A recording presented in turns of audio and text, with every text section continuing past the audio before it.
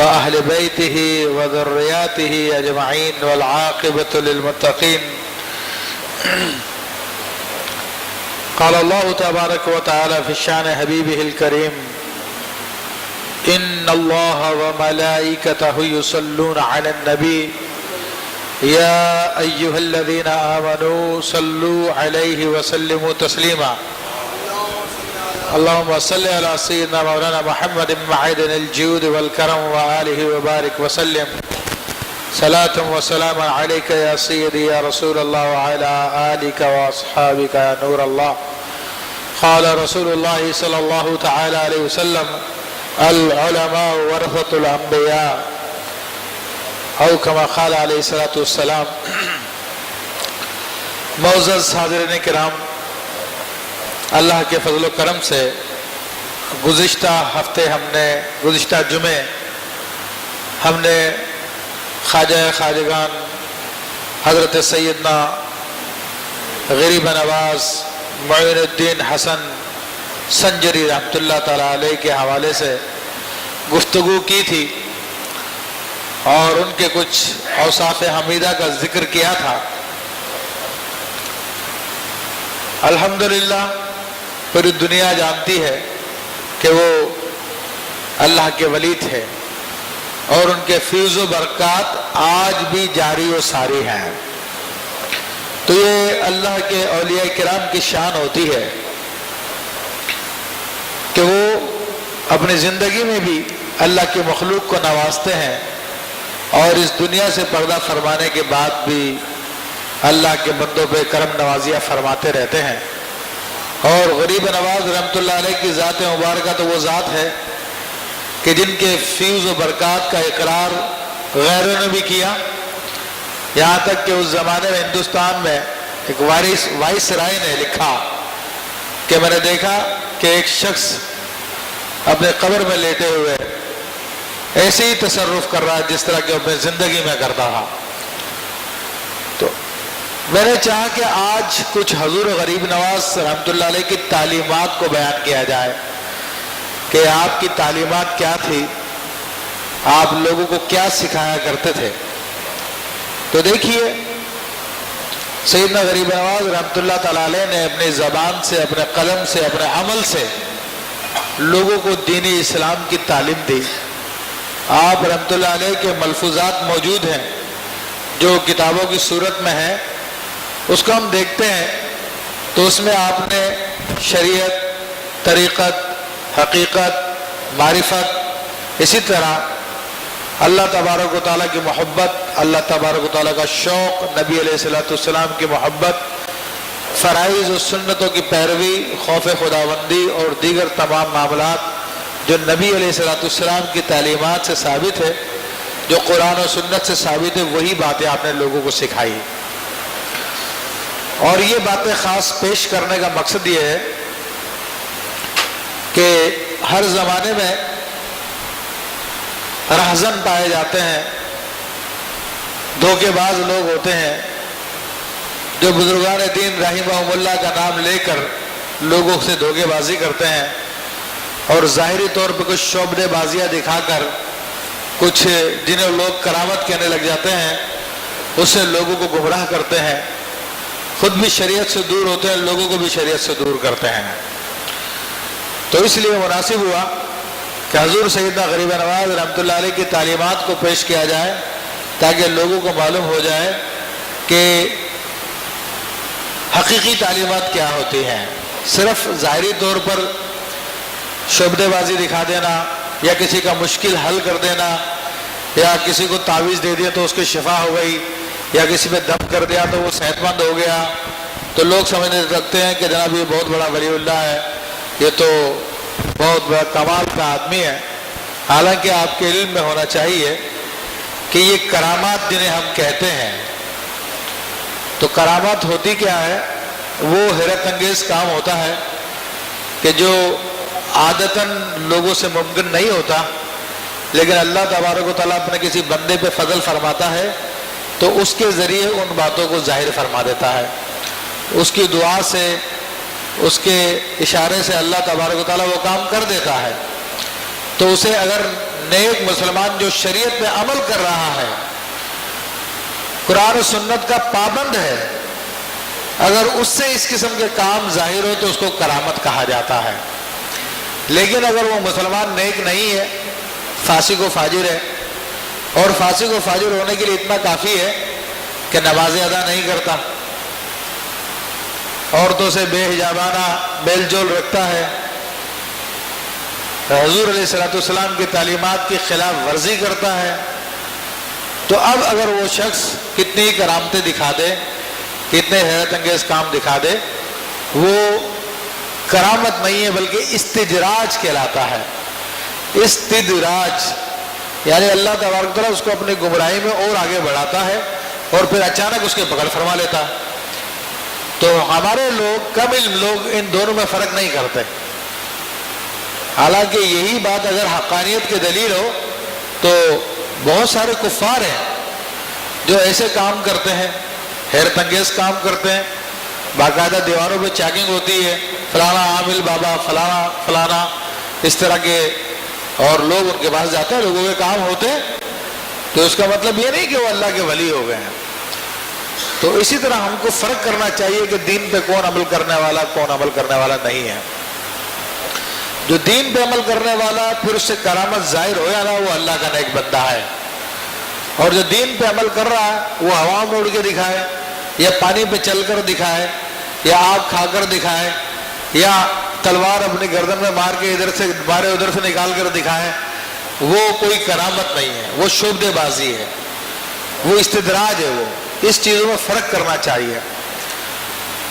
تو حضرت غریب نواز رحمۃ اللہ علیہ کی اگرچہ کرامتیں بے شمار ہیں، بہت کرامتیں آپ کی، اور وہ باقاعدہ کتابوں میں موجود ہیں، اور ایسی کرامتیں ہیں جو اللہ کے انبیاء سے صادر ہوئی۔ یعنی آپ رحمۃ اللہ علیہ کی کرامتوں میں ایک کرامت یہ بھی ہے کہ حضرت قطب الدین بختار کاکی رحمۃ اللہ تعالی علیہ دہلی میں تھے، تو وہاں پر کیونکہ بادشاہ کے مصاحبین میں سے تھے تو لوگ آپ سے جلتے بھی تھے، تو ایک آدمی نے پلاننگ کر کے آپ کو بدنام کرنے کے لیے کسی عورت کو تیار کیا، اور اس نے کہا کہ جناب یہ معاذ اللہ خواجہ قطب الدین بختار کاکی رحمۃ اللہ علیہ نے مجھ سے گناہ کیا ہے، اور پھر اس نے بچہ جانا اور کہا کہ یہ بچہ نہیں کا ہے۔ اب بادشاہ کے سامنے یہ بات آئی، اب حضرت قطب الدین بختار کاکی رحمۃ اللہ تو انکار کر رہے تھے، لیکن وہ ایک عورت جو ہے وہ الزام لگا رہی تھی۔ تو ایسے میں پھر حضرت خواجہ خواجگان غریب نواز رحمۃ اللہ علیہ کو علم میں آئی یہ بات، روحانی طور پہ انہیں علم ہوا، تو وہ پھر اجمیر سے چلے، دہلی تشریف لائے، بادشاہ کے دربار کے اندر وہ عورت بھی موجود ہے، بچہ بھی موجود ہے، قطب الدین بختار کاکی رحمۃ اللہ تعالیٰ جو قطب الاقطاب ہے وہ بھی موجود ہیں۔ تو حضرت غریب نواز رحمۃ اللہ نے فرمایا کہ ہاں بھائی، قطب الدین کی برات کے لیے تمہیں کیا دلیل چاہیے؟ کہا گواہ چاہیے۔ بادشاہ نے کہا گواہ چاہیے؟ آپ نے فرمایا گواہی چاہیے، تو اگر یہ بچہ گواہی دے دے جس کے بارے میں دعویٰ کیا جا رہا ہے، تو کہا تو بڑی بات ہے۔ تو آپ نے بچے سے کہا بچے تو گواہی دے کہ تیرا باپ کون ہے۔ تو بچہ ابھی نوزائیدہ ہے، وہ اس حالت میں کلام کرتا ہے اور بتاتا ہے کہ قطب الدین بختار کاکی رحمۃ اللہ علیہ پاکیزہ دامن والے ہیں، میرا باپ فلاں فلاں آدمی ہے جس نے سازش تیار کی تھی۔ تو ایسی کرامتیں بھی آپ کی ہیں۔ ایک بڑھیا آئی، اس نے کہا کہ میرے بچے کو حاکم وقت میں جو پھانسی دے سولی دے دی ہے، اور اس کو سولی دے کے مار دیا، بے قصور مارا۔ آپ نے فرمایا مجھے لے کے چلو اپنے بچے کے پاس۔ پھانسی پہ سولی پہ لے کے آئی، تو آپ نے اس نوجوان کو جو لٹکا ہوا تھا سولی پر، اس سے فرمایا کہ اگر تجھے بے قصور مارا تو زندہ ہو جا۔ اسی وقت وہ زندہ ہو گیا۔ تو ایسی کرامتیں بھی آپ کی صادر ہوئی ہیں، لیکن اصل جو امتیاز کی صورت ہے وہ یہی کہ جس سے کرامت صادر ہو رہی ہے، کیا وہ شریعت پہ عمل کر رہا ہے یا نہیں کر رہا، دین پہ عمل کر رہا ہے یا نہیں کر رہا۔ کیونکہ دجال بھی آئے گا، وہ بھی کرامت دکھائے گا، پہلے مارے گا پھر زندہ بھی کرے گا۔ یہ حقانیت کی دلیل نہیں ہے۔ حقانیت کی دلیل یہ ہے کہ اس کے ساتھ شریعت پہ کام کر رہا ہے نہیں کر رہا۔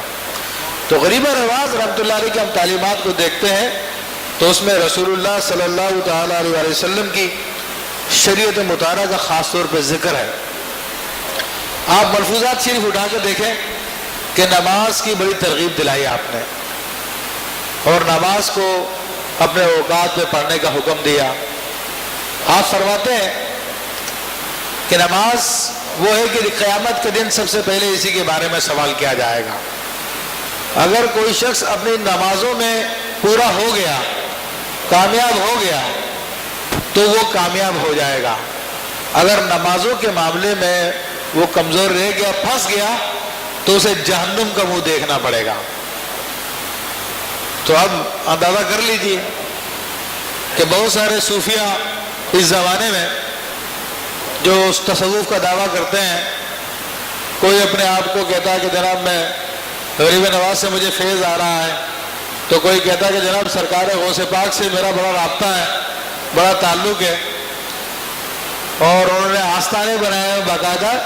ایک اداکار جو فلموں میں کام کرتا رہا اور اب بھی کر رہا ہے اور ٹیلی ویژن ڈراموں بھی آتا ہے، اس کا کام لوگوں کو ہنسانا ہے۔ اس کے بعد جاؤ بات سنو تو وہ کہتا ہے حضور غوث پاک سے براہ راست میرا تعلق ہے، براہ راست رابطہ ہے۔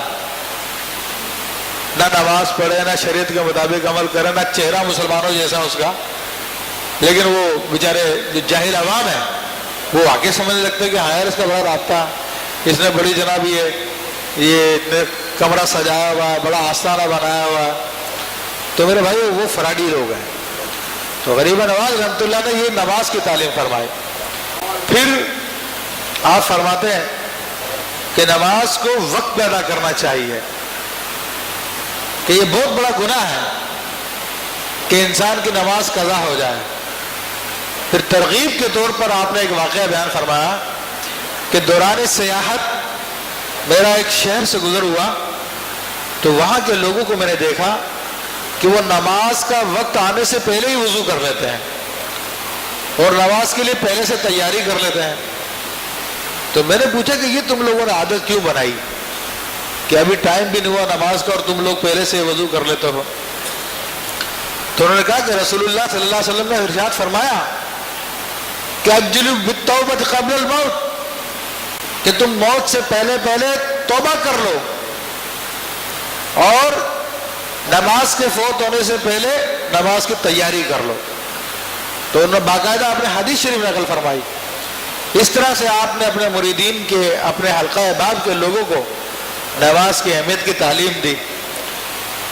تو یہ شیوخ کا کام ہوتا ہے، یہ پیروں کا کام ہے کہ اپنے لوگوں کو جو مسائل حل کروانے کے لیے آتے ہیں، دعائیں کروانے کے لیے آتے ہیں، یہ نہیں کہ ان سے نذرانے لے کر خاموشی سے سائڈ میں رکھ لیں، بلکہ ان کو ان باتوں کی تلقین کریں کہ بھائی تمہارے مسائل حل ہو جائیں گے، لیکن اللہ تعالیٰ کی عبادت کرو، اپنے نمازوں کو ادا کرو، وقت پہ ادا کرو۔ پھر امر بالمعروف ونہی عن المنکر، لوگوں کو اچھائی کا حکم کرنا اور برائی سے منع کرنا، یہ دین کا ایک فرض کفایہ ہے، اور یہ کہ ایسی چیز ہے، اتنی اہمیت کی حامل ہے کہ اللہ نے قرآن مجید میں متعدد مقامات پہ اس کو بیان فرمایا، جس کو آج ہم لوگ چھوڑ چکے ہیں۔ آج ہم لوگوں میں یہ بات نہیں پائی جاتی ہے، بلکہ ہمارے یہاں میں تو یہ رواج ہو گیا، یا شیخ اپنی دیکھ، کوئی کیا کر رہا ہے اس کو چھوڑو۔ تو اس کا نتیجہ کیا ہوا کہ پہلے وہ برائیاں جو ہمارے سننے میں آتا کہ فلاں جگہ پہ جناب ایسے ایسے کام ہو رہے ہیں، تو اب وہ برائیاں ہمارے محلے میں آ گئی۔ ہمارے محلے میں آنے کے بعد اب ہمارے گھروں میں آ گئی ہے۔ پہلے ناچ گانوں کو بہت برا سمجھا جاتا تھا، اور ایسے لوگوں کو ڈوم میراثی پتہ نہیں کیا کیا نام دیے جاتے تھے کہ ناچنے گانے والے لوگ ہیں، اس قسم کے اس کے لیے برے برے نام رکھے ہوئے تھے۔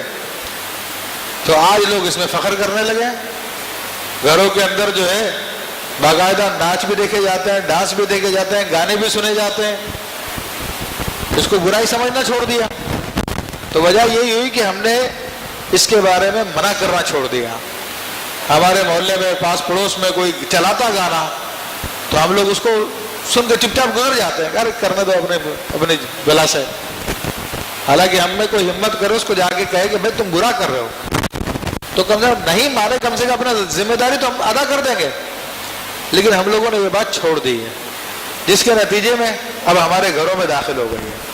اب شاید ہی کوئی گھر ایسا بچا ہو جہاں پر ٹیلی ویژن نہ چلتا ہو اور یہ موسیقی نہ آتی ہو، یہ ناچ گانا نہ ہوتا ہو. بے حیائی دن بہ دن بڑھتی چلی جا رہی ہے. اس کی وجہ یہی کہ ہم نے چھوڑ دی. پھر ہمارے بچے اس کا شکار ہوتے چلے جا رہے ہیں، ہم خود اس کا شکار ہوتے چلے جا رہے ہیں. تو یہ برائی سے منع کرنا، نیکی کا حکم دینا دین کے فریضوں میں سے ایک اہم فریضہ ہے. اور اس کا حدیث شریف میں آتا ہے کہ جب لوگ برائی سے منع کرنا چھوڑ دیں گے، اچھائی کا حکم دینا چھوڑ دیں گے، تو پھر اللہ تبارک و تعالیٰ ان پر ایسے حاکم مسلط فرما دے گا جو ان کی بوڑھوں کی عزت نہیں کرے گا، جو ان کے جوانوں کو قتل کرے گا، ان کے بچوں پر رحم نہیں کرے گا. اور اللہ تبارک و تعالیٰ ان پر قحط سالی مسلط فرما دے گا. اور یہ لوگ دعا کریں گے تو ان کی دعائیں قبول نہیں ہوگی. آج ہم اپنا اس حدیث شریف کی روشنی میں موازنہ کریں تو ہمارے ساتھ سب کچھ ہو رہا ہے. آج ہمارے جوانوں کو مارا جا رہا ہے، آج بزرگوں کی کوئی عزت نہیں ہے، بچوں پہ کوئی رحم و شفقت نہیں ہے. یہ دیکھنے سب کچھ ہمارے سامنے ہے. قحط پڑا ہوا کئی سالوں سے ہمارے یہاں پر، بارشیں نہیں ہو رہی ہیں، اور بارشیں ہوتی بھی ہیں تو ان موسموں میں نہیں ہوتی کہ جن موسموں میں فائدہ ہو، بلکہ اور نقصان کا باعث ہو جاتی ہے وہ بارشیں بھی. تو یہ خود پاکستان میں قحط پڑا ہوا گزشتہ کئی سالوں سے، جس کی وجہ سے ہمیں باہر سے اپنا اناج بھی منگانا پڑتا ہے، دیگر چیزیں منگانی پڑتی ہے. تو اس کی وجہ یہی ہے کہ ہم نے نیکی کا حکم کرنا چھوڑ دیا، برائی سے منع کرنا چھوڑ دیا. ہم لوگ نماز پڑھ کے نکلتے ہیں، باہر لوگ بیٹھے ہوئے ہیں، دکانیں کھول کے بیٹھے ہوئے ہیں، چوکوں پہ کچیریاں لگا رہے ہیں، باتیں کر رہے ہیں. کبھی ہمارے منہ سے لفظ نہیں نکلتا بھائی نماز کے لیے آ جاؤ. کبھی ہمیں یہ کسی کو دین کے خلاف بات ہو رہی ہے تو کبھی ہماری زبان سے نہیں نکلتا کہ جناب کیا برا کام ہے اس کو روک لو. غریب نواز رحمۃ اللہ تعالیٰ نے اس بات کی تعلیم دی. آپ فرماتے ہیں کہ دین کے اہم ذمہ داریوں میں سے ایک ذمہ داری ہے. اور پھر فرماتے ہیں کہ میرا ایک سیاحت کے دوران ایک شہر سے گزر ہوا تو میں نے دیکھا کہ نہر کے کنارے، دریا کے کنارے ایک اللہ والے بزرگ ہیں، وہ وہاں پہ بیٹھے ہوئے ہیں. ان کے پاس میں گیا تو ان کی آنکھیں آنسوؤں سے تر تھی اور وہ غم میں تھے. تو میں نے کہا حضور یہ آپ کب سے رو رہے ہیں؟ کہ 40 سال سے رو رہا ہوں. 40 سال سے رو رہا ہوں میں. کہا کیا گناہ ہو گیا ایسا؟ کہا کہ ایک مرتبہ جا رہا تھا کہیں سے تو ایک آدمی لوگوں پہ ظلم کر رہا، جیسا ہمارے یہاں پہ ہوتا. تو میں نے اسے دیکھا اور میں نے چھوڑو ان چکروں میں کیا پڑوں. تو غیب سے ندا آئی کہ تم لوگوں پہ ظلم ہوتا دیکھ رہے ہو، تم اتنا نہیں کہہ سکتے کہ بھائی یہ کام نہ کرو، تمہارے تعلقات خراب ہو جائیں گے اس سے. آج ہم بھی یہی کرتے ہیں کہ کوئی غلط کر رہا ہے، کوئی ظلم کر رہا ہے تو کسی کو منع نہیں کرتے کہ یار اسے بگڑ جائے گی، بعد میں پھر پریشانی ہوگی. تو فرماتے ہیں کہ یہ ندا میرے کان میں آئی. اچھا ہر ایک کو آتی ہے یہ، لیکن ہمارے دل غفلت میں جا چکے ہیں، ہمیں سنائی نہیں دیتی. لیکن جو اہل اللہ ہے وہ اپنے دلوں کو صاف کر چکے ہوتے ہیں، تو اس لیے ان کے کانوں میں یہ آواز آتی ہے. تو اگر ہم بھی اپنے دلوں کو صاف کریں، اپنی توجہ اللہ کی طرف کریں تو ہمیں بھی آواز آئے گی. تو کہا کہ اس کی شرمندگی کی وجہ سے میں اس کٹیا میں داخل ہوا اور 40 سال ہو گئے ہیں اس کٹیا سے میں نے باہر قدم نہیں نکالا. اور اس بات پر سوچتا ہوں کہ اللہ کو میں کیا منہ دکھاؤں گا کہ غلط بات ہوئی اور میں نے اس سے روکا نہیں. پھر فرماتے ہیں مغرب کا ٹائم ہو گیا تو غیب سے 2 جو کی روٹی آ گئی، پانی آ گیا، اس سے روزہ افطار کیا ہم دونوں نے. تو اب اندازہ کریں ایسے صاحب ولایت آدمی تھے وہ، جو اللہ کی عبادت میں لگے رہتے تھے، غیب سے ان کے لیے کھانے کا انتظام ہوتا تھا. لیکن امر بالمعروف و نہی عن المنکر، برائی برائی سے نہ منع کرنے کے حوالے سے وہ اس قدر مطلب کہ شرمندہ تھے کہ 40 سال سے اپنے کمرے سے نہیں نکلے تھے. تو آج ہمارا کیا حال ہے, آج ہمارا کیا عالم ہے, ہمیں اس بارے میں غور کرنا چاہیے. ہم نہیں کہتے کہ تم کسی کو برائی سے منع کرنے کے لیے اسے لڑ پڑو, اس سے بدتمیزی کرو, نہیں. ہمارا کام منع کرنا ہے, محبت کے ساتھ اچھے طریقے سے ان کو برائی سے منع کیا جائے. مان جائے ٹھیک ہے, نہ مانے تو نہ, ٹھیک ہے, اس کی مرضی ہے. لیکن ہم نے اپنی ذمہ داری ادا کر لی اور مستقل طور پہ کرتے رہنا چاہیے. اسی طرح غریب نواز رحمۃ اللہ تعالی علیہ ماں باپ کے ساتھ حسن سلوک کے حوالے سے فرماتے ہیں کہ آپ فرماتے ہیں کہ ماں باپ کے چہرے پہ نظر کرنا عبادت ہے, اور جو شخص محبت کے ساتھ اپنے ماں باپ کے چہرے کی طرف نظر کرتا ہے اللہ تبارک و تعالیٰ اس کو ایک حج کا ثواب عطا فرماتا ہے. اور آپ فرماتے ہیں, ایک پھر آپ نے واقعہ بیان کیا کہ ایک نوجوان تھا جو بہت گناہگار تھا. مرنے کے بعد کسی نے دیکھا اس کو خواب میں, تو جنت میں حاجیوں کے ساتھ ٹہل رہا ہے, حاجیوں کے ساتھ آ جا رہا ہے. تو وہ شخص بڑا حیران ہوا اور اس نے کہا کہ بھائی تو بہت بدکار آدمی تھا, بہت گناہگار آدمی ہے, تیرا ٹھکانا تو جہنم ہونا چاہیے, تو جنت میں کیسے آ گیا؟ اس نے کہا کہ بات تو یہی ہے, لیکن مجھے میری ماں کی دعا کام آ گئی. کہ جب بھی میں اپنی ماں کو دیکھتا تھا تو میں جا کے اپنا چہرہ اپنی ماں کے قدموں میں رکھ دیا کرتا تھا. میں گناہگار تھا لیکن اپنی ماں کا احترام کرتا تھا, اپنی ماں کی عزت کرتا تھا. تو میری ماں مجھے دعا دیا کرتی ہے, بیٹا اللہ تیری مغفرت فرمائے اور تجھے حاجیوں کے ساتھ تیرا اجر فرمائے. تو یہ ماں کی دعا کی برکت ہے کہ آج میں اس مقام پر ہوں. تو ماں باپ کے ساتھ حسن سلوک کرنے کی ترغیب آپ نے دی. آج ہم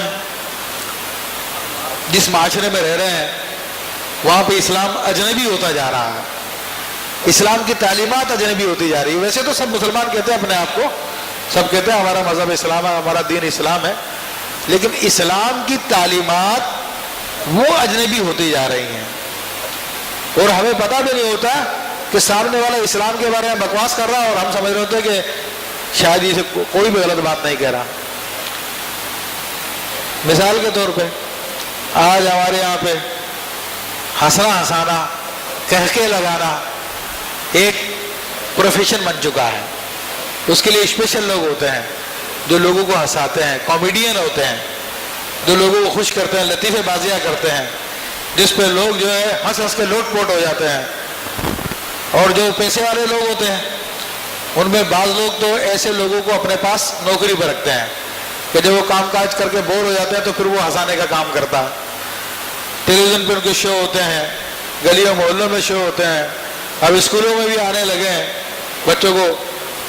لیکن آپ کو معلوم ہے قہقہ کی تعریف کیا ہے کہ اتنے آواز میں ہنسنا کہ دوسرے کو آواز آ جائے. قہقہ وہ صرف وہی نہیں ہے جس کو ہم سمجھتے ہیں ہاں ہاں ہاں کر کے زور سے مطلب کہ ہنسا جائے اور در و دراز گونج جائے, صرف اسی کا نام قہقہ نہیں ہے. قہقہ کی ابتدا ہوتی ہے اتنی آواز میں ہنسنا کہ دوسرے تک آپ کی آواز چلی جائے, وہ قہقہ ہے.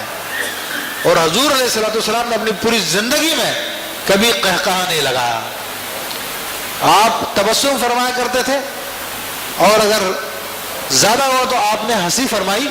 اور ہنسی کی تعریف یہ ہے کہ خوشی کے مارے, مسرت کے مارے آدمی کے دانت نظر آنے لگ جائے, آواز نہ نکلے. آواز جب نکلے گی تو وہ قہقہ بن جائے گا. اور یہ قہقہ لگانا یہ دل کو مردہ کر دیتا ہے.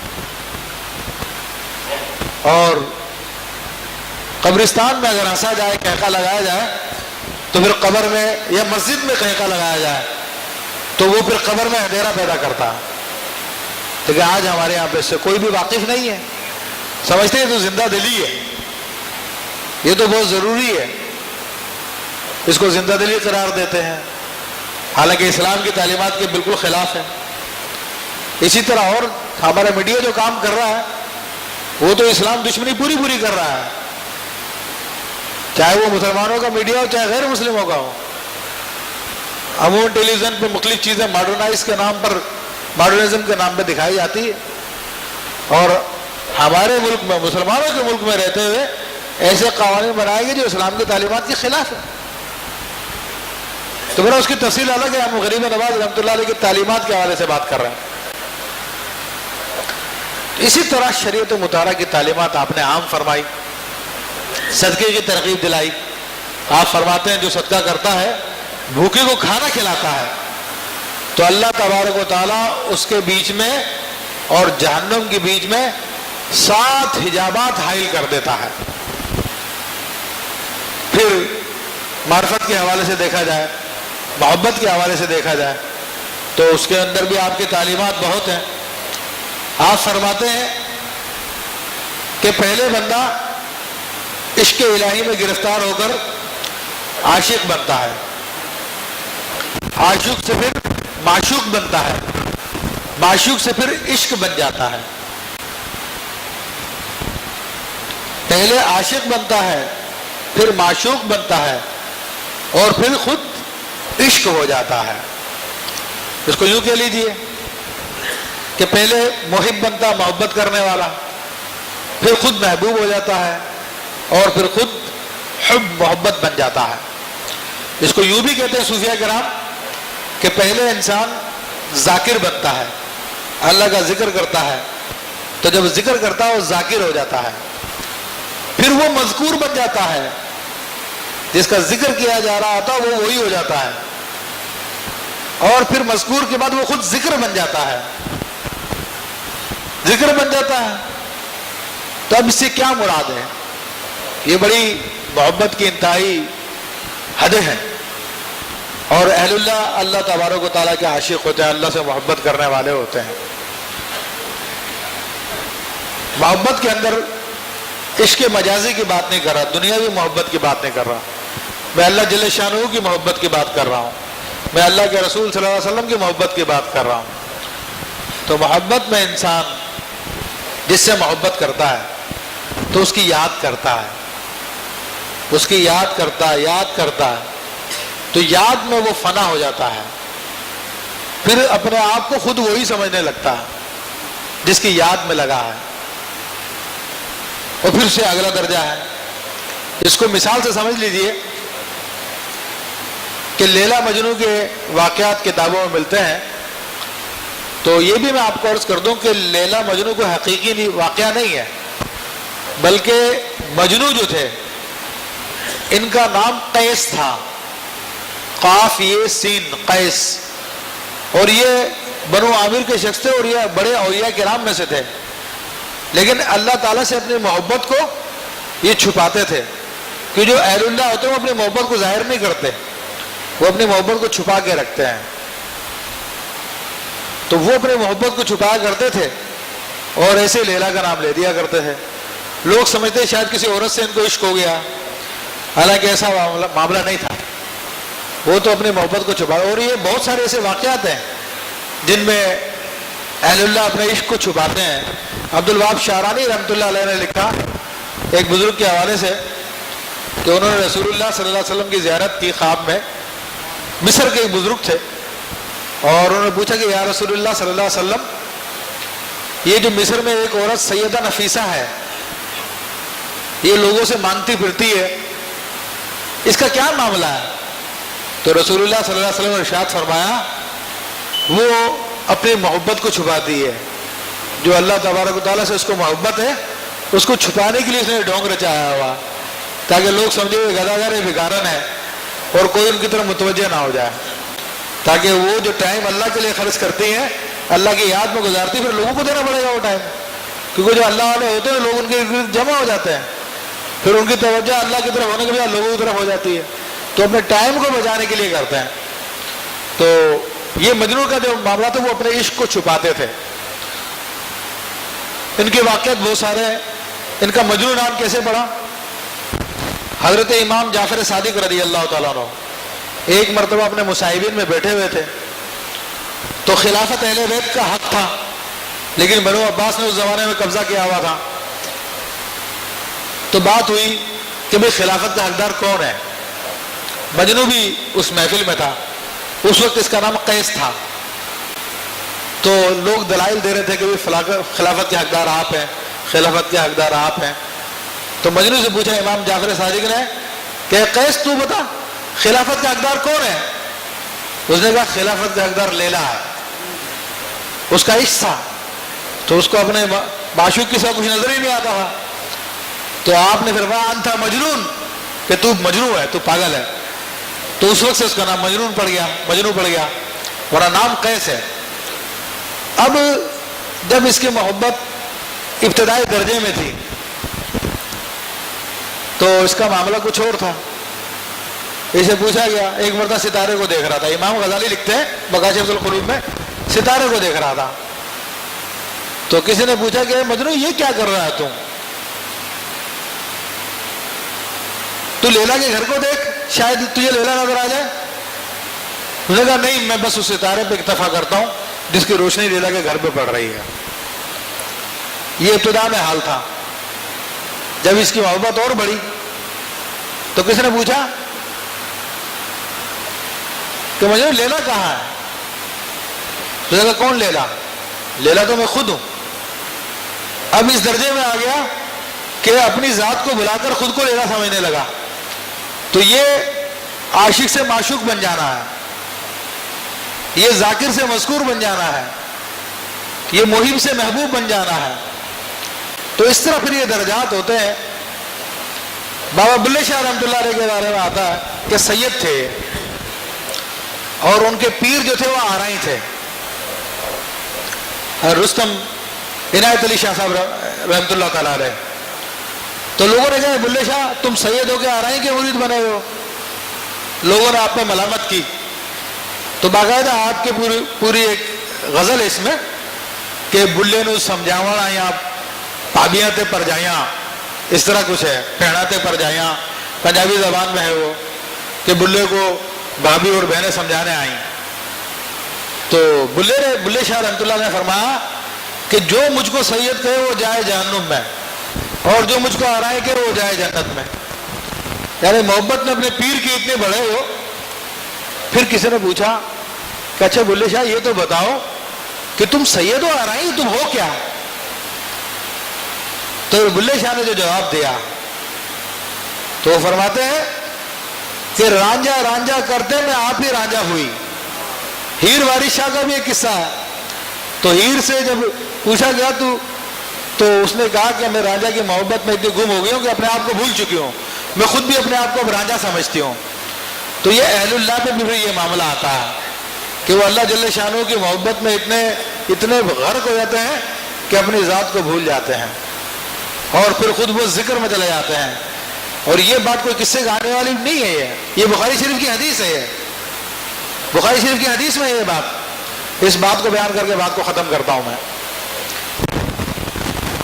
حدیث قدسی ہے اور صحیح حدیث ہے یہ، جو کئی مرتبہ آپ نے علماء سے سنی ہوگی کہ اللہ جل شانہ ارشاد فرماتا ہے یتقرب الی عبدی بالنوافل، بندہ نفلی عبادتوں کے ذریعے میرے قریب ہوتا رہتا ہے.